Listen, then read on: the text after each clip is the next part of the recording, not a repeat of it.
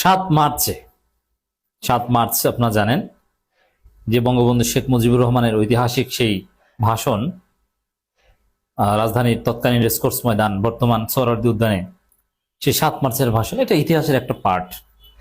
কিন্তু এই 7 মার্চে আওয়ামী ঘনিষ্ঠ বিএনপি, এমনকি আওয়ামী লীগের ভোটে ক্ষমতায় আসা বিএনপি আওয়ামী লীগের সাথে বিশ্বাসঘাতকতা করে একটা অসাধারণ ঘটনা ঘটিয়েছে। এটার তাৎপর্য রাজনীতিতে অত্যন্ত গভীর এবং রাজনীতির গতি প্রকৃতি আগামী দিনে অনেক কিছু বিএনপি সরকারের আচরণ থেকে বোঝা যায়।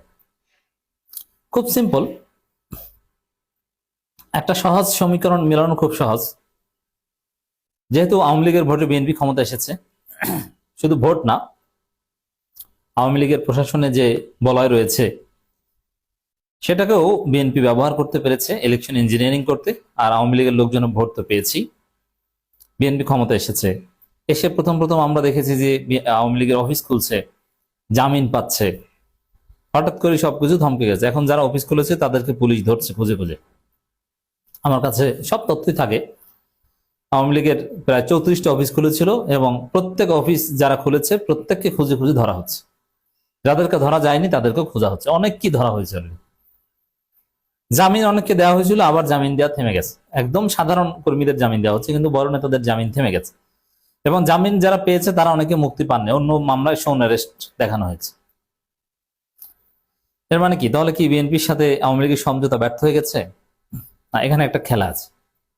এখন স্বাভাবিকভাবে যেহেতু আওয়ামী লীগের প্রতি বিএনপি গ্রেটফুল, যার ফলে আওয়ামী লীগকে নর্মালাইজ করতে চায় বা করেছে, কিন্তু আবার পিছু হচ্ছে, কিন্তু জনরোষে পড়ে, জামাত এনসিপির চাপে পড়ে। কিন্তু দু একটা বিষয় তো সিম্পল, যেমন 7 March is all about related to জাতির জনক বঙ্গবন্ধু শেখ মুজিবুর রহমান।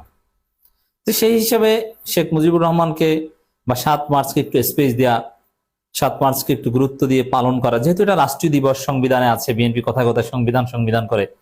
এই 7 মার্চের ভাষণ কিন্তু সংবিধানে আছে, এটা যারা জানেন না তাদের অবগতির জন্য জানাচ্ছি। 7 মার্চের ভাষণ সংবিধানে লেখা আছে, বুঝতে পারছেন সংবিধানে কি আছে। অতএব সেই হিসাবে এই সাংবিধানিক সরকার, তারেক সরকার, বিএনপি সরকার 7 মার্চকে কিছুটা রেসপেক্ট করবে এবং আওয়ামী লীগকেও 7 মার্চ পালনে কিছুটা স্পেস দিবে। ইট ওয়াজ ভেরি মাচ এক্সপেক্টেড। কিন্তু আমরা দেখেছি না, ইউনূস সরকারে যাইতেও জঘন্য। সেই ধানমন্ডি 32 ব্যারিকেড দেয়া, মানে কেউ ঢুকতে পারবে না। এমনকি মানসিক ভারসাম্যহীন এক ছেলে ঢুকতে চেয়েছে, তাও ঢুকতে দেয়া হচ্ছে না। মানে ধানমন্ডি 32 এম্বার্গো, যেটা ইউনূস সরকারের আমলে হতো। ধানমন্ডি 32 চতুর্সীমানে আওয়ামী লীগের